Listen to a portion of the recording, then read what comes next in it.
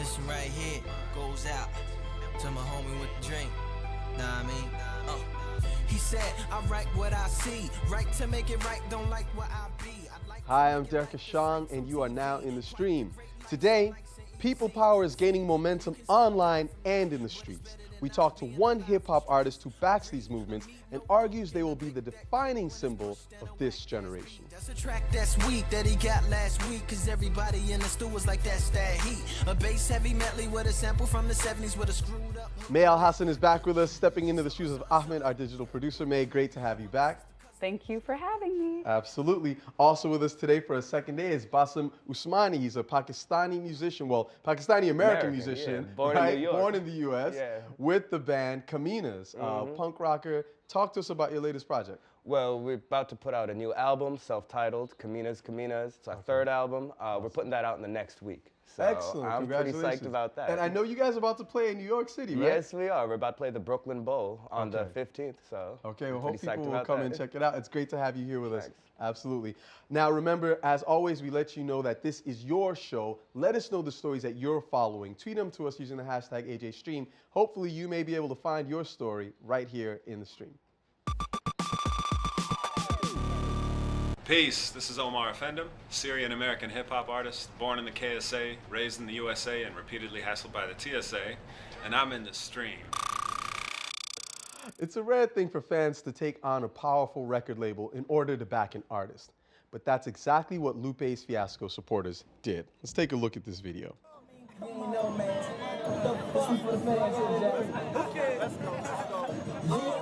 think I'm Malcolm X, Martin Luther, Adam King, Adam Jr., some Bible verses, a couple Sooners, and AK-47, that's a revolution. Now, having completed his album Lasers, Atlantic Records refused to release it, saying that it wasn't ready.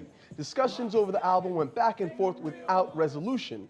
Lupe Fiasco turned to his fans, and 30,000 of his supporters signed a petition demanding the album's release. Many of them also showed up at Atlantic's headquarters in New York City for Fiasco Friday, as you can see.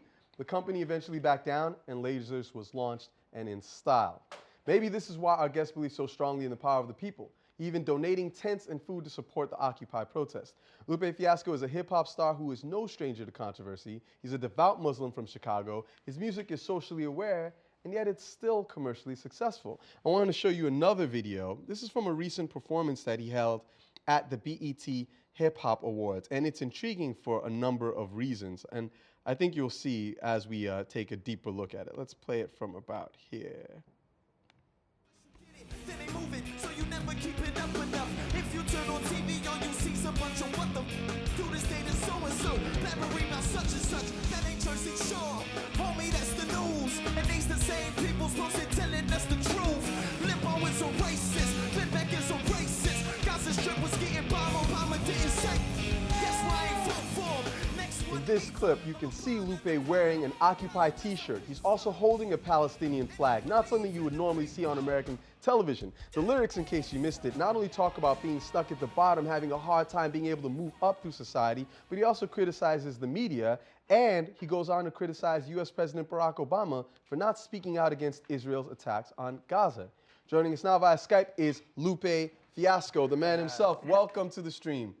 Hey, what's going on? It's great to have you here, bro. Now, we want to start right in with some of the questions that have been coming out from our audience, and people have had a really powerful response to our call for questions. And we want to talk first about Occupy Wall Street.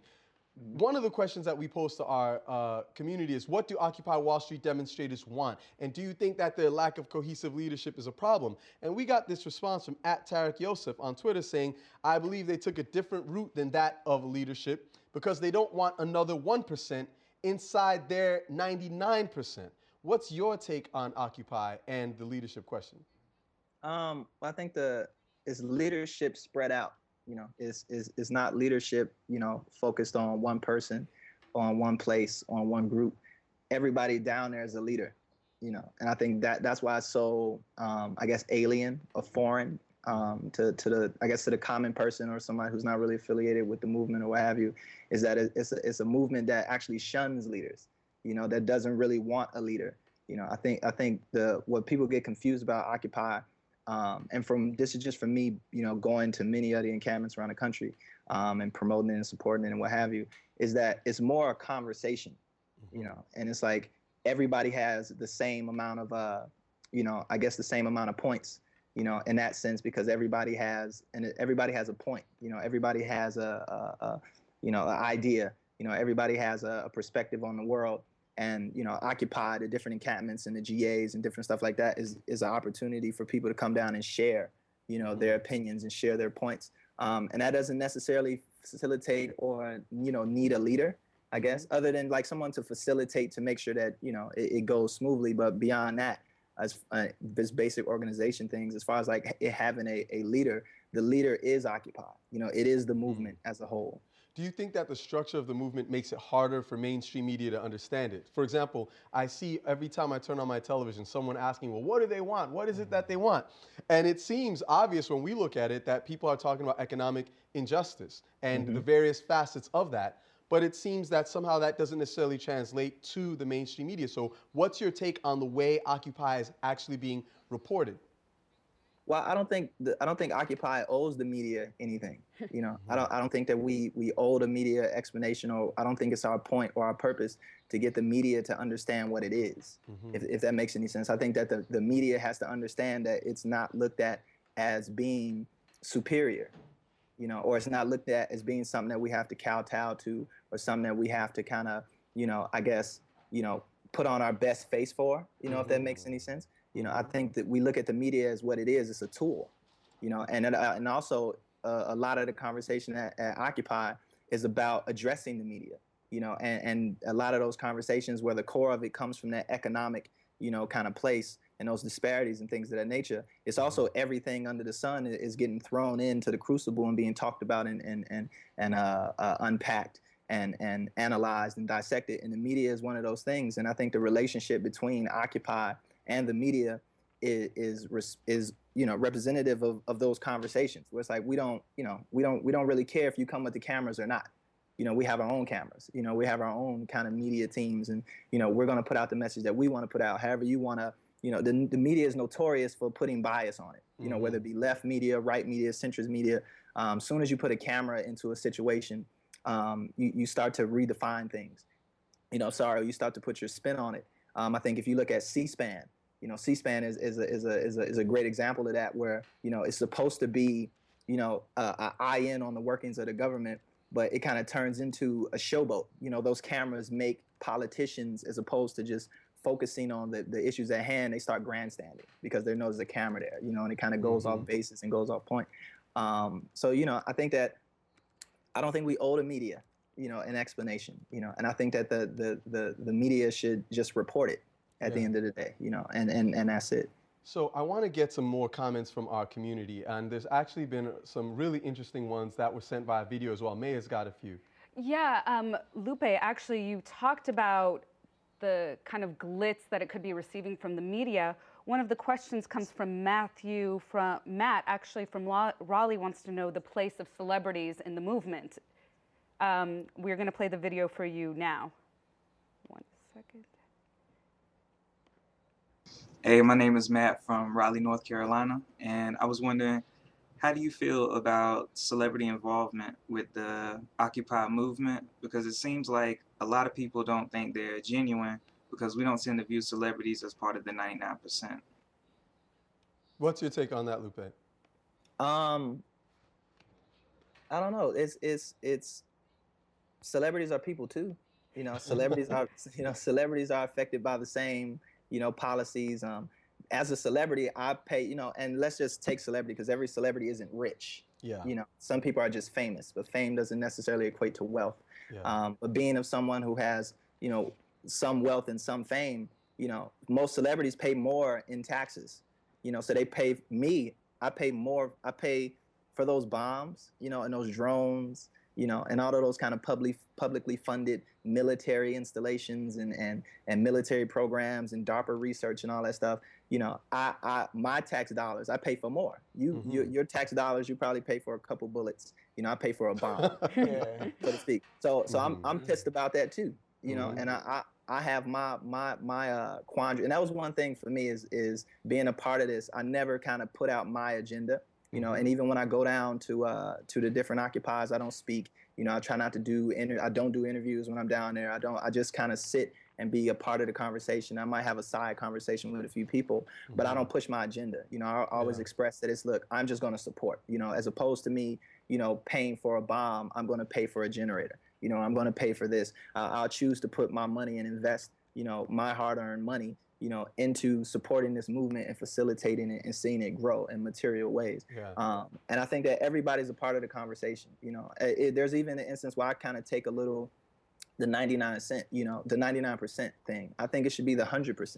You know, I don't think that we should have enemies. You know, we should set ourselves up to have a you know, like put all our energies into one place. That's where we're going to direct it at, because I think it's something that affects everybody. No, I think that's a really interesting point, because I heard from a guy just a few days ago who's a really successful person in the music business, and who started out with really humble beginnings and has been wildly successful, and yet still sees a resonance in what the people at Occupy Wall Street are talking about. And Bassem, I actually want to get your thoughts on this, because we're really looking at a generation here that is really sort of finding its voice. What do you think is the power in that voice, or do you think that this is just the beginning of something bigger? Well, Lupe's career also, I think, shows a little bit of that when Lupe broke on the scene with Kick and Push, I think that was more of like something that anyone could relate to, skateboard love story. And even though he had like American Terrorist on his album as well, which is more political, I think that nowadays he's a lot more upfront about his politics. And I think that that's the case with a lot of us artists, because this new generation that's at Occupy Wall Street, you know, when I was in high school, I had to deal with Bush, I had to deal with September 11th, being Muslim, I deal with Columbine. There are all these other events I remember from high school. The kids that are coming out of high school now, they've got the Arab Spring, they've seen the election of Obama, people power. I think that my generation could learn a lot from the one that's coming up that I see out at the Occupies. And I think that those people actually believe earnestly that they can change things. You know, it's interesting, because I was at Occupy DC is actually just a couple blocks from here, and I was at Occupy in New York just a few weeks ago, and it's interesting when you see the massive police presence that's there. Most of the people are very, very peaceful. They're chanting their slogans. They're expressing themselves, the rights that we believe are protected by the First Amendment. And yet in Oakland, we saw significant violence last week, and now you've seen people really actually step it up. So, Lupe, I'm curious on your thoughts about what's happening with Occupy, particularly Occupy Oakland, and if you think that the kind of police reprisals that we've seen at some of these demonstrations are going to fuel the movement further, or if they'll ultimately dampen it. Well, I think first we have to be honest about the relationship between the police and the people, especially of the inner cities, especially in Oakland, which has a long history of the police being notoriously brutal, and it's not anything new. No, they killed Oscar Grant in cold blood, as we all know. They attacked the Black Panthers. You know, there's all these, you know, instances of police brutality and police enforcement, and you know, police kind of being overbearing and overpowering all across the country. You know, and it's been that way since the police began. You know, you put people in positions of authority, and you know, people abuse it. So when I went down there, when I first went to Occupy New York, and I saw the police, I was like, yeah, it's expected. You know, why are you guys surprised about this? You know, and they're probably going to beat somebody up, and y'all, you know, 100 of y'all are getting arrested a little later on. And it's like, that's what the police do. You know, it may be something new to certain people who are part of the movement who never had a relationship with the police. You know, but how do you think it will affect them? Do you think it will send them home, or do you think it'll encourage the movement? I think it encourages them, as you can see, even with those kind of, especially the instance that happened in Oakland. I think it's more of a motivation. You know, I think as people start to see that, and they experience some of the things that, you know, people of minorities have been dealing with for decades, you know, in their communities, as they start to see like, oh, this is a real serious problem. And now we have to kind of throw the relationship between the police and the public into the mix with these economic disparities and all these other things. So, you know, it's just it becomes another conversation point within the Occupy movement to be unpacked and dissected in relation with the police. But overall, I think it's going to motivate. The same thing with the economic things that are going on. It's motivation. You know, it's not really destroying people. It's not really making them go home because, you know, the system is messed up. This is what got them out in the first place. And as they go out, now they see that the police, you know, state is something to be reckoned with too. You know, that's part of the conversation now as well. So I want to talk about the power of the state and the issue of statehood itself. We have a tweet from MNFarm010 on Twitter coming in saying, is there an analogous sentiment between Palestine and Occupy Oakland? Are the emotions comparable between the two? I know that you've been involved with both movements. What's your take on that? Struggle is struggle. You know, injustice is injustice. You know, no matter, you know, where it is in the world, what language it speaks, you know, where it sleeps at night, you know, what direction it prays to, if it prays at all. You know, struggle and, you know, movements, you know, to undo injustices or movements to change the world for the better, you know, quote on the better, not because there are some movements which are, you know, meant to change the world for the worse. But I think that struggle is struggle, and I don't really see it as a different or as a you know, I don't really see any separation on that point. Now, when you get into the specifics of the politics and the historical motivations and, you know, the whys and the whats and the whos and the whens, you know, there's definitely differences and it comes from different places. But if you just look at it as being a struggle against injustice, you know, it's the same thing.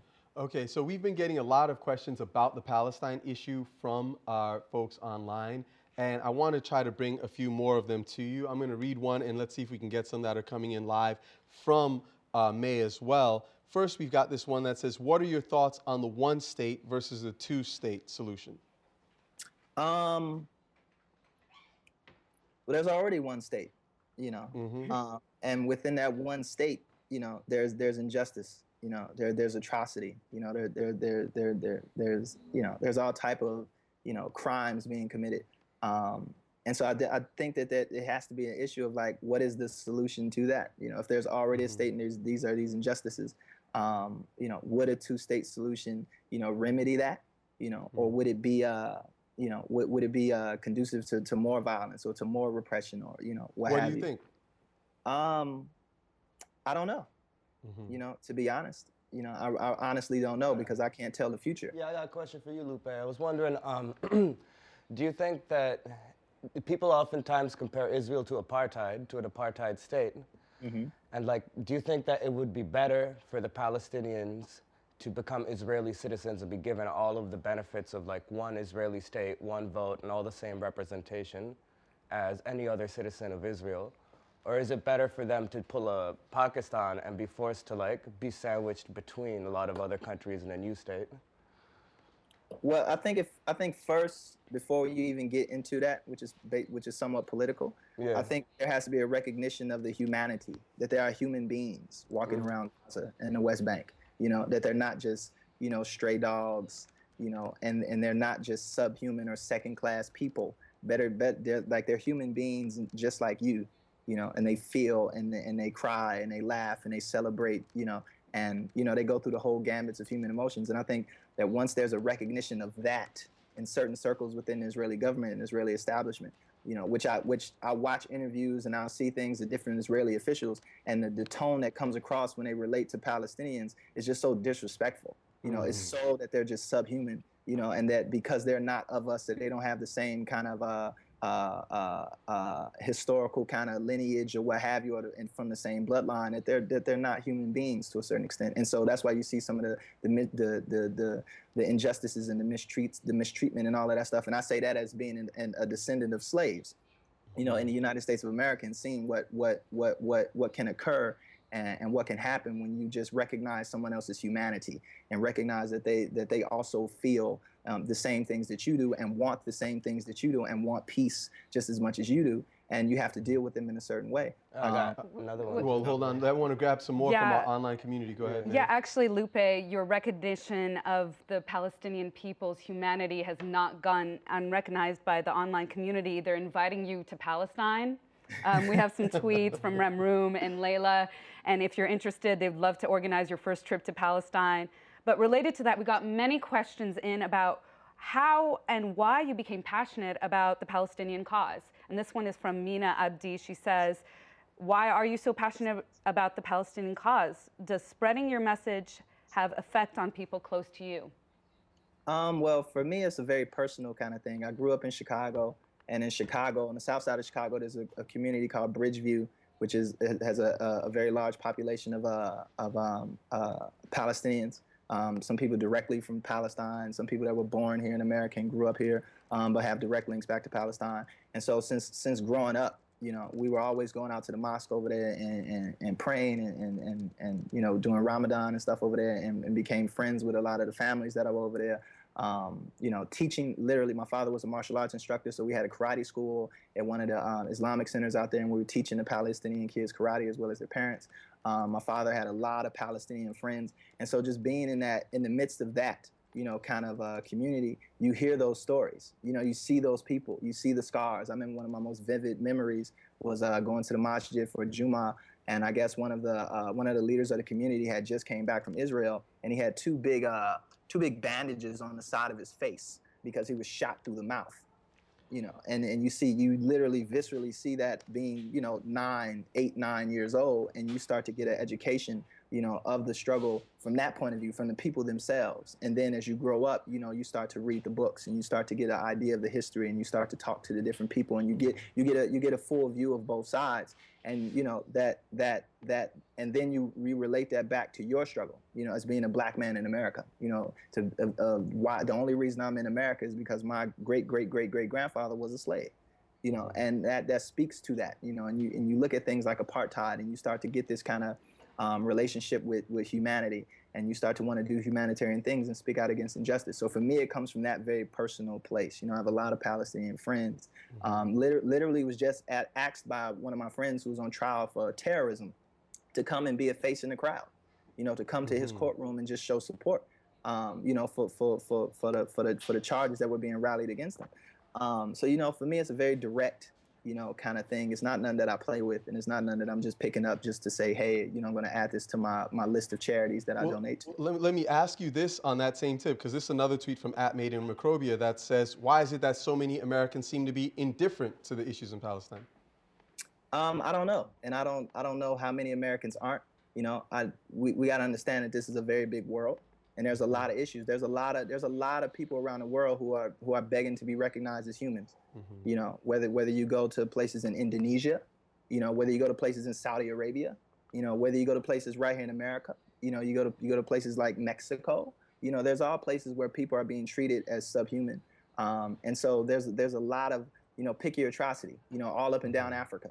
You know, there's all type of places where people are being treated as less than human, who are facing political struggles, cultural struggles. You know, there's black on black violence in Africa all day long. You know, you look at places like Sudan, you know, which is very violent and very repressive. And I think there's outreach and outcry. You know, people pick, you know, what speaks to them and what resonates to them. And for me specifically, Palestine is just one of the things that resonates with me personally. You know, that I had no choice but to be a part of and speak out against. But at the same time too, you know, I think it's opportunities like this for people to see those other places around the world, you know, which are also under, you know, under the gun or under the threat or being, you know, persecuted in a way that the rest of the world just kind of looks past. You know, places like China, you know, places like Tibet, you know, where there's things that are very, very serious government repression and people just kind of looking the other way. But at the same time too, there's a certain complacency in America. There's a certain level of comfort. There's a certain level of it's happening over there as long as it doesn't happen to us. You know, even though we have a war raging, you know, 2 miles from the United States border, you know, where thousands and thousands of people are dying every month. It just seems like we're just complacent until it hits our shores. Well, clearly you are not complacent, and I want to thank you for being with us. I want to ask you to stay with us a few more minutes because we're going to take this conversation to our online community, and we're going to get a little deeper into some of this stuff. Thank you, Lupe. Thank you, Bassem, and thank you, May. On Monday, Tibet's Prime Minister in exile is going to join us on the show. Before we go online, we're going to leave you with a little bit more of Lupe. Stay with us at stream.aljazeera.com.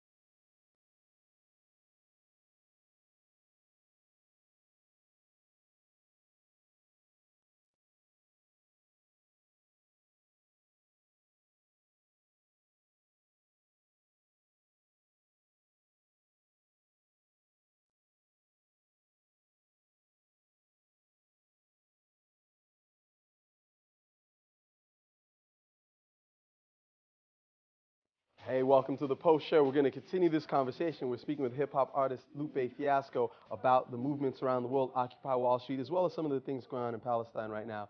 We're going to go right back to it. Lupe, one of the things I wanted to ask you about, and I also want to get your thoughts on this as well, Bassem, is being a young Muslim artist in America. How do you see American relations? How do you think about, the relationship between America and the Islamic world during your lifetime? Well, I understand that America is a Christian country. First and foremost, like this, it was founded by Christians, and this pre, even though there was exploitation bought and not negating the Native Americans that were already here and that whole process, Protestants came to this country and set up shop. The explorers and the conquistadors were all Christian, and so they set up their roots, and it was based on Christian ideology and Christian philosophy, and so there's the Christian religion and the Islamic religion, have very discerning, a very different kind of points of view when it comes down to Jesus, and it's really nothing else. I don't get into you wear hijabs because nuns wear hijabs too, and you fast too. There's Lent. There's let's not you do charity. Like it's all the same. It just comes down to how we identify with Jesus, and that's powerful. It's very separating. It's something that sometimes can't be overcome, no matter how much you try and push the point and try and show the similarities. There's just one fact, when the whole religion is based on the nature of Jesus, and your religion negates that or refutes that or challenges that, that's just one of those things where everything that comes after it, you just gotta expect it. It's just part of that kind of religious, kind of process on this planet.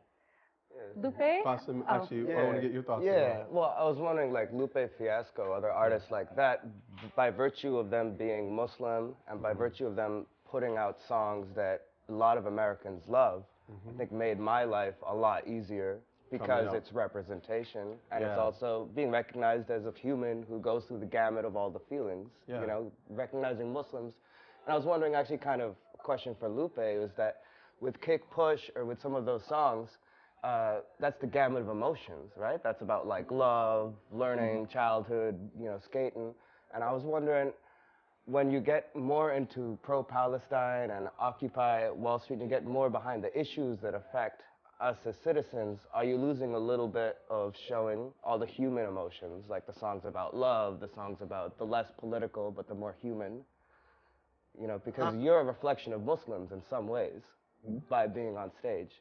Right. By you writing a love song, that kind of shows that we can all, be in love, or by you writing a song about learning how to skateboard, Muslim skateboarding would probably blow like some middle American's mind. So, I mean, right. What's your take on that? Yeah. Let's start Skatistan, man. Let's do it. Let's establish Skatistan right in America.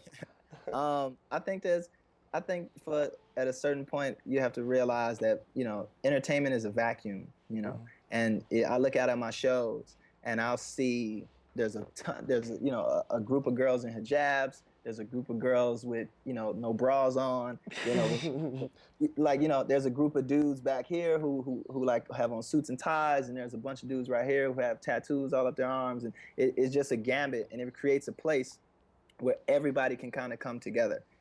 For that hour or for that hour and a half, and kind of get rid of all of their kind of cultural separations and their religious divisions and what have you, and then just participate in the experience for the moment. Now, when they leave, they're going to leave in different cars. They're going to go back to different neighborhoods. The next day they're going to go to different schools. They're going to go to different jobs, and they're going to experience their what makes up their life, all the pieces and components that make up their life as they go through it.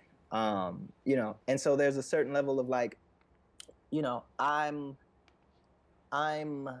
I try not to be the representative like that, and I just want to be a representative for humanity, because even when I'm on stage, I obliterate my cultural affiliations, and I take away all of my kind of divisions and my racial divisions, and I kind of leave it all behind, and I just want to participate in it. Now, with that said, I still speak the songs that I speak, and I still say the words that I say, but I do it with no kind of filter. I don't do it to get you to kind of vote. I don't do it to get you to not to vote. I don't get you to for you to see things my way. It's more to get a reaction out of you to say, hey, what do you think? You know, it's a question mark at the end of everything I do. Do you like love songs? You know, do you really believe in love, or is love kind of overrated and a romantic, you know, fallacy built up by the motion picture industry over the last 60 years to get you to buy greeting cards on Valentine's Day? You know. Lupe, speaking about reflecting humanity and humanity's issues, I know you briefly touched upon Tibet, and one of our Twitter followers asked the question, Mr. Lupe Fiasco, thank you for your support to Palestine. What do you think about Chinese occupation of Tibet? This is from Tib Cowboy. I wear this on like almost every show. Y'all can see it. It's like a Tibetan, like, you know, blessing or something like that. You know, I try and speak out against or stand up for the rights of everyone, you know, and specifically Tibetans and the Dalai Lama and stuff like that. A lot of my lessons, and I even find myself, people ask me to come and speak at masjids and speak to their youth groups and stuff like that. And I'll probably bring up more examples of stuff that I learned from like Buddhism than I will from Islam, you know, and because it's such a profound, you know, society and such a profound religion, and, you know, such a place of peace, you know, and such a place of reflection and you know, such a place that, you know, that deals with the core issues of like materialism.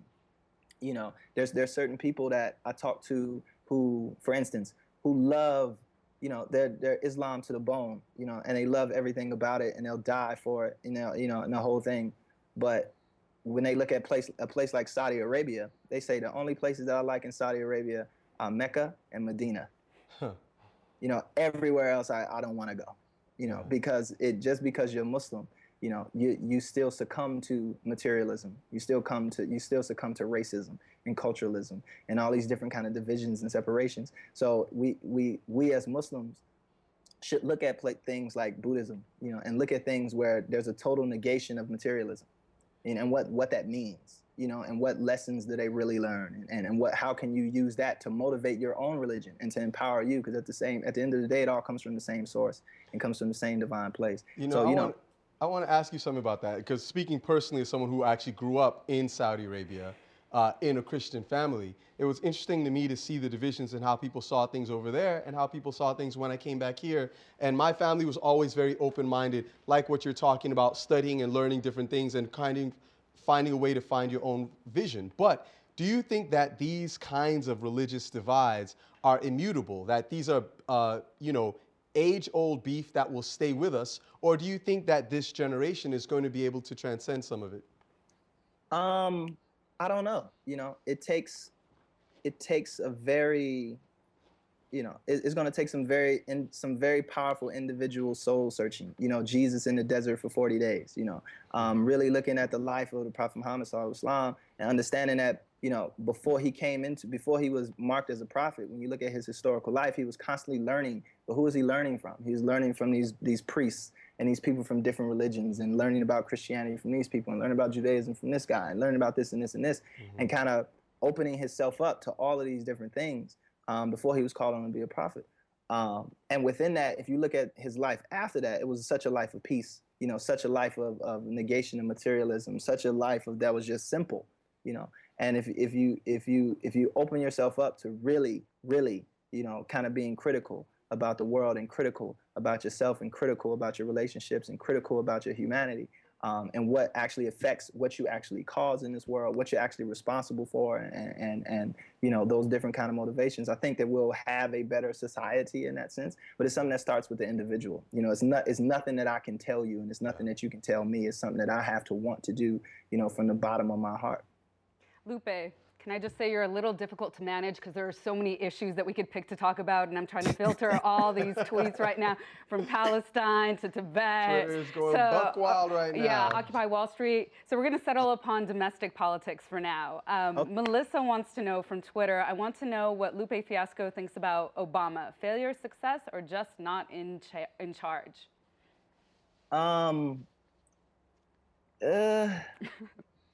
I don't like. There's some, I guess, general successes. You know, like there's some macro successes, like things that are very, you know, I don't want to say superficial, because it's a little bit more in depth than that. Like there's some on the surface successes. There's some things that are like, on the crust that are very, very successful. There's a black man in the White House. There's a guy a U.S. president who went to the Islamic world and embraced it, in the early part of his campaign. There was a guy who spoke out, against all of the things that were wrong in the world at the beginning of his campaign. But you 2.5, 3 years into now, you see, civil liberties being stripped away. You see, U.S. citizens being assassinated with no protocol, no legal protocol whatsoever. There's an extension of the guy that we all hated, George Bush. There's an extension of his policies. They're to the point where you're tripling and doubling and quadrupling, some of his policies. There's this whole relationship with the financial world and the financial districts of the world. There's this corporate kind of kowtowing that you see. There's this extension of war. My first thing, in keeping it very personal, I was standoffish from the president because I felt that at the end of the day he was a politician, and I celebrated the reality of a black man in the White House, taking into account the history of America and the racism that built this place.